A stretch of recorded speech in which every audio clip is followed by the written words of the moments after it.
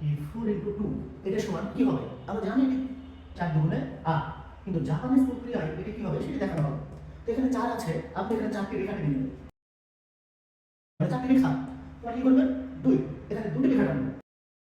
এখন দেখেন এখানে যতগুলো ভাবে ছেদ করছে, যতগুলো বিন্দু পাবে আপনার ঠিক সেটি আনসার হবে। এটা সমান কত হবে? তো আমরা করব, দেখেন কি প্রথমে আমি 4টি রেখা টেনে নেব,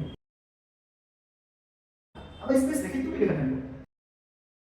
এখন আমি এখান থেকে 3টি রেখা উলম্ব আকারে দেব,